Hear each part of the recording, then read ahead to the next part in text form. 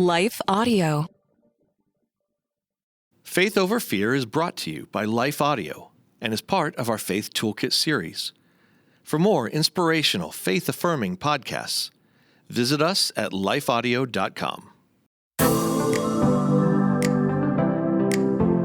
Hello, and welcome to the Faith Over Fear podcast, where we attack our most pervasive fears with truth. Because life is too short for any of us to live enslaved. We are passionate about helping God's children live in freedom. We would love to chat with you online or on social media. Visit our show notes to learn how to connect with us.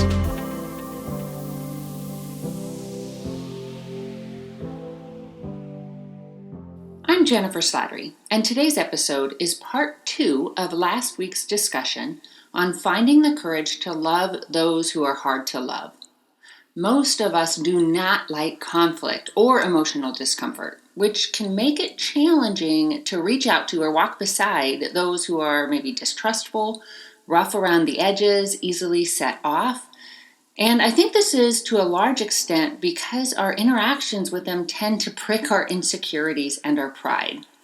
Although I would suggest that our pride often stems from fear as well. The fear that if we don't elevate or defend ourselves, then we won't have significance. Or maybe that someone will take advantage of us. Because here's what I've found. When we're securely anchored in the love and grace of Christ, and when we understand who we are to Him and in Him, we're not so concerned with how others view us. We're also better able to recognize what is and isn't ours to own, or maybe to phrase it differently, to establish and maintain healthy boundaries. Last week, we talked about remaining powered up, the importance of praying before, during, and after potentially difficult encounters, and also of asking others to pray for us. We also discussed the benefits of learning to hit pause in the middle of conversations to pray. I usually will excuse myself to the restroom, which gives me about, 10 minutes to seek God's heart and perspective. And then finally, we talked about using every encounter as a learning opportunity. If you haven't listened to that episode, I encourage you to do so. I had a special guest, Matt Massiera from Be Bold Street Ministries. To expand further on the idea of using every encounter as a learning opportunity, I like to choose one goal to focus on, one specific goal, one specific way I can improve in my interactions rather than 10. If I set up too many goals, that will set me up for failure, for guilt, for potentially self-condemnation. That is not helpful. I like to focus on baby steps, progress, not perfection. So if we handle a conversation better today than we have similar situations in the past, that's a win, regardless of how much better we did. We should celebrate every time we take a step forward. And when we kind of slip backwards and maybe give in to old behavior patterns, we confess that to Jesus. We apologize to the person. We ask God to show us why we responded the way we did. And then we course correct for the next time, again, focusing on progress, not perfection. And that's what it means to live in grace. And that is so freeing. That's transformative, really. God's grace empowers us to live in love like Him. And as Psalm 145 verse 8 states, the Lord is merciful and compassionate, slow to get angry, and filled with unfailing love. So that's the type of love that we are called to display. Imitating the love of Christ means responding to the prideful with humility, the angry with gentleness, and the imperfect, maybe even occasionally thoughtless, with grace. We cannot love like Jesus apart from Jesus, which is why our actions, when surrendered to Him, can provide such powerful evidence for the gospel. Loving like Jesus takes strength, it takes self-control, and it takes courage. And like I said last week, our greatest challenges stem from our fears and insecurities. At least that's my experience. Often we're afraid of getting hurt. We're afraid of someone taking advantage of us. We're afraid of getting sucked into someone else's drama or dysfunction, which is ultimately a question of healthy boundaries. The hard truth is, if we love like Jesus, without condition, without reservation, we will get hurt on occasion. The beautiful thing, however, is that we can trust God to use our pain for our good and His glory. When our family first started opening our home to kids from rough places, numerous people said, wow, I could never do that. What if they moved to another home? What if they returned to their parents and you don't get to see them anymore? I would get too attached. I just couldn't do that. Translation, I'm afraid of being hurt.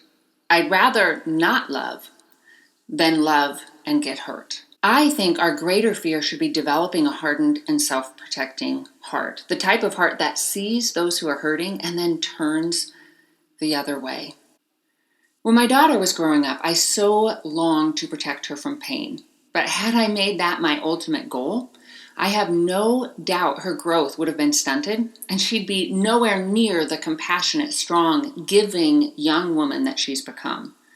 My role as her mom, as her coach and guide, wasn't to shelter her from every potential hardship, but instead to help her gain the strength and the perspective that she would need to stay strong, to exhibit godly confidence, no matter what she encountered. And that's how God trains us as well. He wants us to become so filled with the love, the grace, the confidence of Christ that we're not knocked down by the actions of others. The offenses we suffer, they'll sting, absolutely, but they won't settle deep into our hearts, hindering our mission or our godly confidence. Learning to view ourselves through Christ's eyes, that's a process for sure.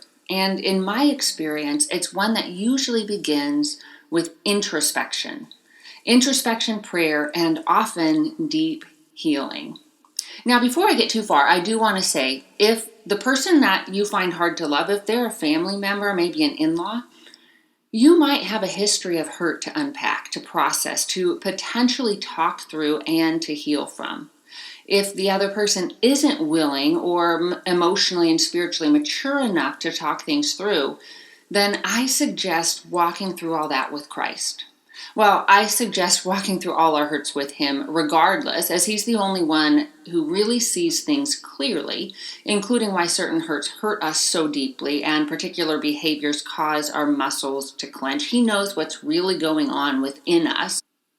But keep in mind, if you have an unpleasant, tense, or painful history with an individual, that will make everything harder for you and more confusing. So give yourself grace and just lean into Jesus and follow His lead.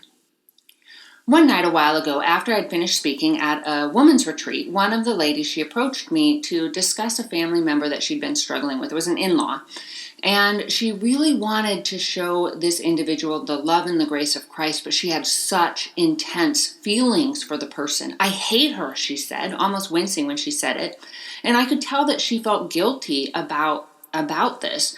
And later that night, as I lay in bed and I was just kind of contemplating our discussion, I had this strong sense that what the woman was feeling wasn't actually hate, that she was probably reacting out of hurt. And so the next morning when I saw her again, I revisited our conversation and I asked her, I basically verified if my perception was correct. I asked her if she thought maybe that she'd been hurt in the past and that therefore every conversation with this particular individual was not only a new hurt because stuff was still going on, but also triggered some of those still open wounds from her past. The woman, she started to tear up and she nodded. And as we just kind of discussed things further, she verbalized things I'm not sure she had even been fully aware of before. How certain behaviors and comments had made her feel and why those things cut so deeply. Well, I encouraged her to share her feelings with the individual. Whether or not she chose to do so, I'm certain she was more self-aware in future conversations with that person and more cognizant as to how her insecurities impacted her perceptions. And hopefully she saw it as an opportunity to seek healing with Christ and to really replace those insecurities with truths regarding who she was in Him. When I feel a gut reaction rising up within me, whether that's pride or defensiveness or maybe a desire to lash out, I'm learning to seek God's wisdom regarding why. Although I'm not always so great at hitting pause in the middle of my reaction, I do try to take time later to process. I like to find a quiet place, which is usually my bedroom, and I'll often turn on some praise music, so I like to just kind of get myself in a worshipful place where I can sense God's presence. And then I close my eyes and I simply rest in His love for a moment or two. And I ask Him to search deep within my heart, to reveal those things that only He can see that caused me to behave a certain way. And He's been so faithful. Most of the time, I discover that my reaction came from a wound that I hadn't fully healed from, a lie that I haven't fully expelled with truth, and a failure to fully anchor my identity in Jesus. And I'm going to suggest that most of your most intense reactions have similar roots. We cannot love like Jesus commands unless our identities are firmly grounded in Him. We must know who and whose we are.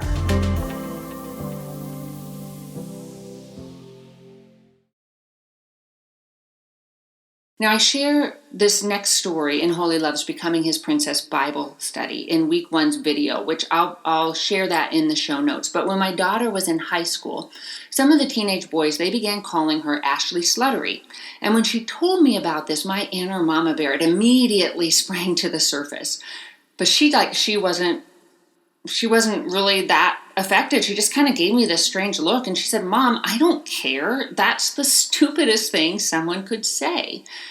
So in other words, the boys' statements, they didn't really affect her because she knew they weren't valid. She was a pure, honorable young lady who was actively trying to live for Christ. She was far from a slut, as these boys were teasing her to imply. And therefore she was able to just disregard their statements.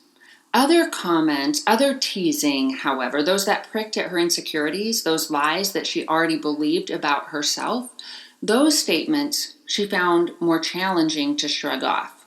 And the same is true for us, which means our reactions can reveal places where we've adopted a false identity, and therefore our reactions we can view them as growth and healing opportunities. Consider how Jesus lived and loved. He was confident in who He was, in where He came from, in what He was called to do, and where He was ultimately going.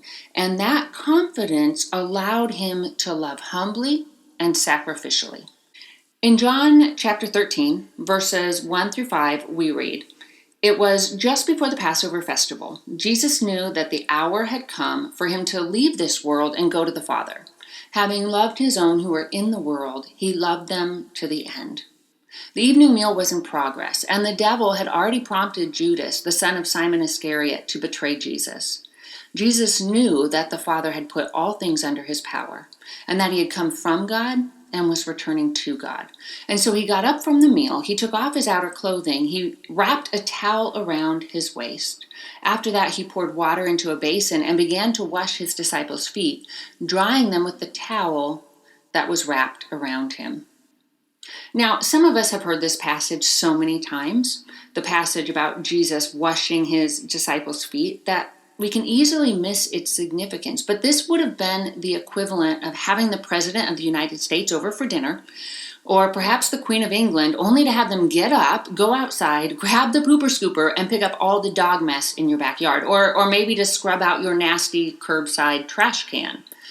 And as I contemplate this scene, just what Jesus did, and as I contemplate it through John, the author's eyes, verses 1 and 3 really stand out to me. Scripture says Jesus knew that the hour had come for Him to leave this world and go to the Father. And then in verse 3, we're told Jesus knew that the Father had put all things under His power, and that He had come from God and was returning to God. So in other words, He knew who He was secure in His relationship with the Father, and He knew and remained focused on His mission. And that's where our confidence and courage to love well will come from as well. From our identity in Christ, the love we receive from Him, our relationship with Him, and a clear understanding of our calling. You and I have nothing to prove. I want to say that again. You and I have nothing to prove. We're held secure in Christ, and we're chosen and empowered by Him. We are beloved sons and daughters of the King of Kings and the Lord of Lords. That knowledge, when fully grasped, allows us to hold our heads up high in any and every situation. I want to be so focused on my calling that I don't let anything or anyone dissuade or defeat me. You may have heard the verse or a paraphrase of it from Galatians 1, verse 10, where the Apostle Paul wrote, "Am I now trying to gain the approval of people or of God? Or am I trying to please people? If I were still trying to please people, I would not be a slave of Christ." Or, as Proverbs 29, verse 25 states, "Fear of man will prove to be a snare, but whoever trusts in the Lord is kept safe." Fear of mankind, of someone's rejection, retaliation, or disapproval, it traps us in a cycle of anxiety and insecurity, which in turn leads to inauthentic living and a decreased ability to hear God. And this just leads to more anxiety. We can begin to lose ourselves, who we were created and are called to be, and therefore we can forfeit the life that God has planned for us. Because we begin to make decisions based on our insecurities and the opinions or behaviors of others rather than in obedience to God. When we seek to follow wholeheartedly however God leads, saturated by His acceptance, His love, and His grace, we grow increasingly confident and effective. We become life-giving, light-bearing instruments of change. I want to get better at shaking off rejection whenever it comes. And I just love that visual of like shaking off an offense. And it comes from Matthew chapter 10. And God used that passage in particular to speak to me during a challenging time when I felt really insecure in ministry. So to paraphrase, one day Jesus sent His disciples out in pairs to share God's truth throughout Israel. And they weren't supposed to take anything with them. No provisions for their journey, no silver or gold to pay for lodging, which means they were to rely completely on the generosity of the people they encountered for food and a place to stay. And all the introverts listening probably just felt their stomachs drop, right? Like I understand how challenging this must have been. As a ministry leader, to keep my ministry up and running, I have to engage in a certain amount of fundraising. And I got to tell you, it's always super challenging. And so I can just imagine how these disciples must have felt approaching strangers saying, "Hey, look, can I stay with you for a bit? Can I join you for dinner?" Now, granted, the disciples were ultimately relying on God, their provider, but He was going to provide for them through others while they were evangelizing them. And while it was customary for people to house traveling rabbis, these men were tax collectors, zealots, and fishermen. They were far from the religious or social elite. And yet, they were called and commissioned by their Creator. They were sent out by the Messiah, by God's Son Himself. That was a crucial truth for them to hold on to, especially when they weren't well received. In that case, Jesus told them to, quote, "let their peace," unquote, "return to them." So referring to this phrase, the late Bible commentator Albert Barnes wrote, "This is a Hebrew mode of saying that your peace shall not come upon it. It is a mode of speaking derived from bestowing a gift. If people were willing to receive it, they derived the benefit from it. If not, then of course the present came back or remained in the hand of the giver. So Christ figuratively speaks of the peace which their labor would confer. If received kindly and hospitably by the people, they would confer on them most valuable blessings. If rejected and persecuted, the blessings which they sought for others would come upon themselves. They would reap the benefit of being cast out and persecuted for their master's sake." So not only would they be blessed despite the rejection they received, but they would be blessed because of it. In other words, God sees the way people treat us, and He will reward every loving act done in obedience and faith. Now, Jesus continued in verse 14 stating, "If anyone will not welcome you Or listen to your words, shake the dust off your feet when you leave that home or town. So don't carry that rejection with you. Don't allow that person's poor behavior to negatively impact your calling. Shake it off. And that applies to us as well. When we reach out to others and they treat our kindness with contempt, we need to learn to shake it off. I know that's not easy, but it does get easier with time, especially if we're diligent about controlling our thought life. That's imperative. We can perceive every encounter as a personal rejection or as the individual's rejection of God, not us. Now, obviously, this doesn't mean we're to grab a big megaphone and beat everyone with the truth. And in fact, Jesus told his disciples in this same passage to be as shrewd as snakes and as innocent, or some translations state as harmless as doves. So shrewd as snakes, wise and strategic with our words and our actions, but harmless, gentle, calming even in how we apply that wisdom. And recognize this, we will encounter wolves. We will encounter people who maybe want to hurt us. And we need to remain cognizant of that so that we won't feel caught off guard or sideswiped when people act ugly. Now, this passage, it also encourages us to remain prepared, strategic, to remember our calling and who called us. But notice also that Jesus sent his disciples out in pairs. He didn't tell any of them to walk out their assignments, their callings alone. And this is significant because he'd already given them all the power they needed to do all that he had asked. As verse 1 stated, he gave them authority to drive out evil spirits and to heal every disease and sickness. So they've been commissioned and fully empowered by God, and yet they still needed one another. And so do we. Which means when we sense God calling us to something, we need to find our allies. We need someone we can link arms with, who can encourage us when we're discouraged, who can remind us of truth when our insecurities threaten to hold us back. Someone who speaks words of comfort when those we're seeking to reach out to retaliate or behave in hurtful ways. And most of the time, the people that seem to kind of be retaliating against us, they're not really fighting against us. They're fighting against Christ in us.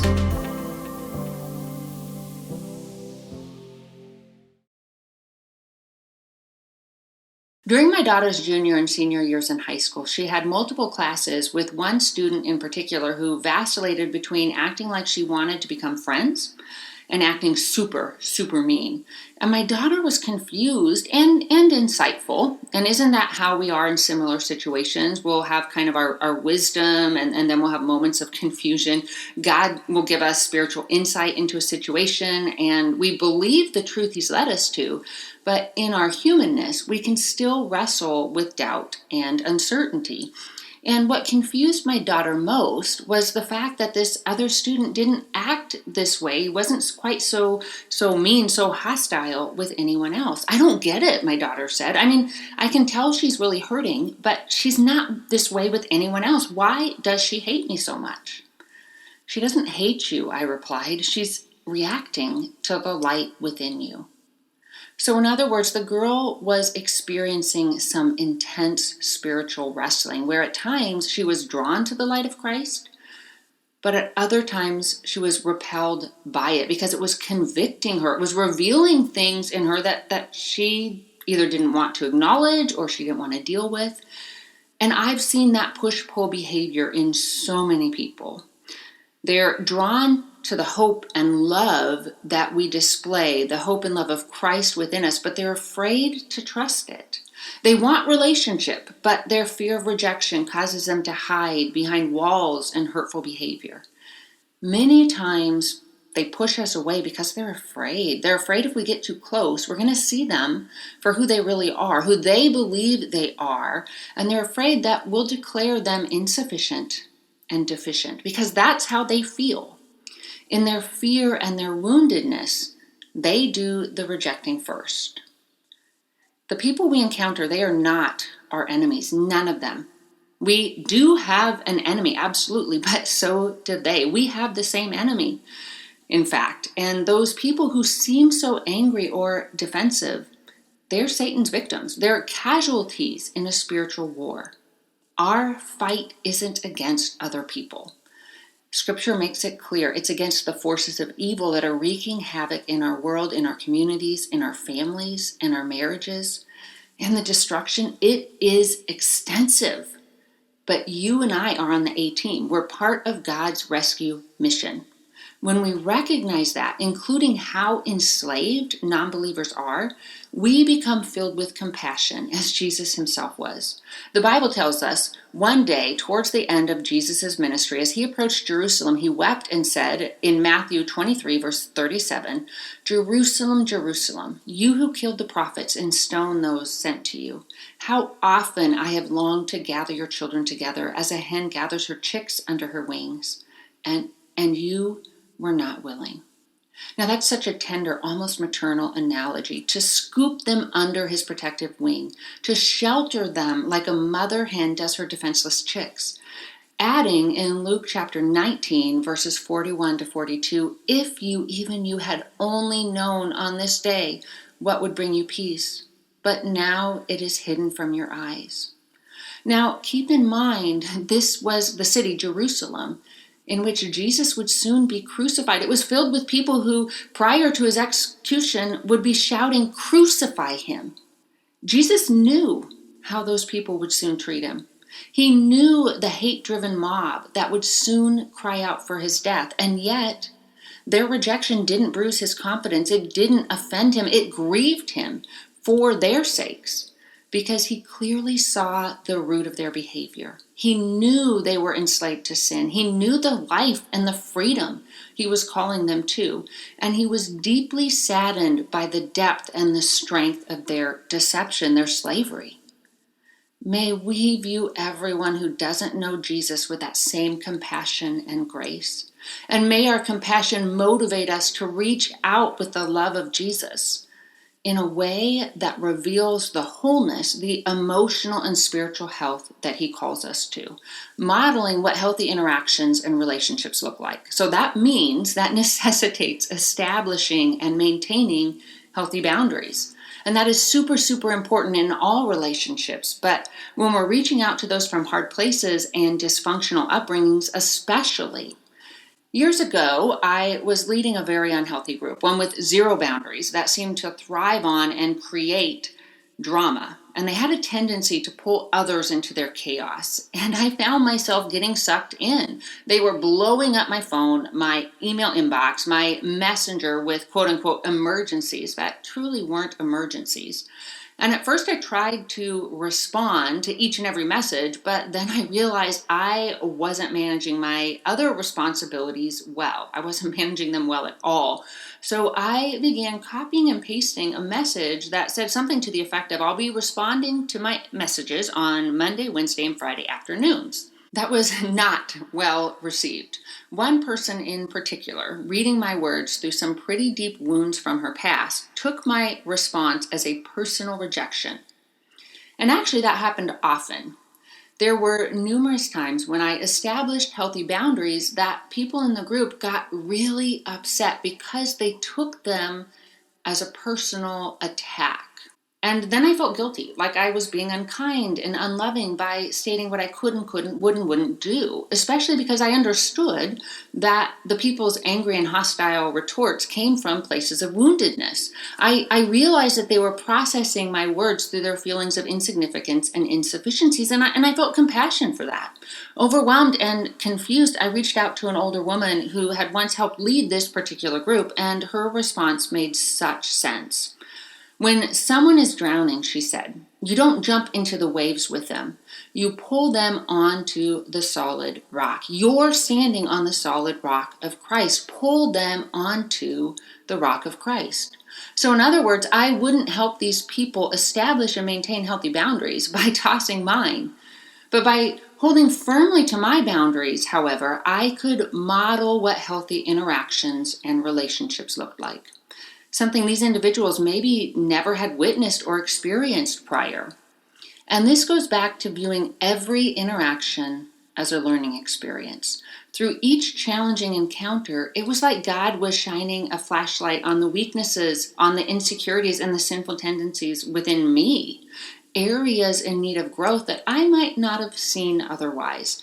When we're kind of in a pressure cooker, the gunk within us begins to rise up, allowing us to deal with all that gunk with Jesus.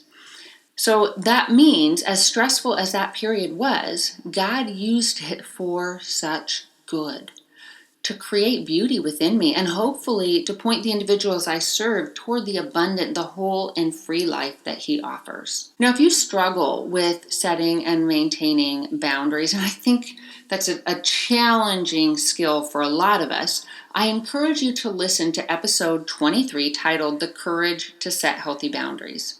In it, I share more regarding what relational boundaries look like, along with some ways we can increase our courage in that area for the sake of our relationships and for the sake of everyone we serve. And really, in all of these situations, I want to become a better student.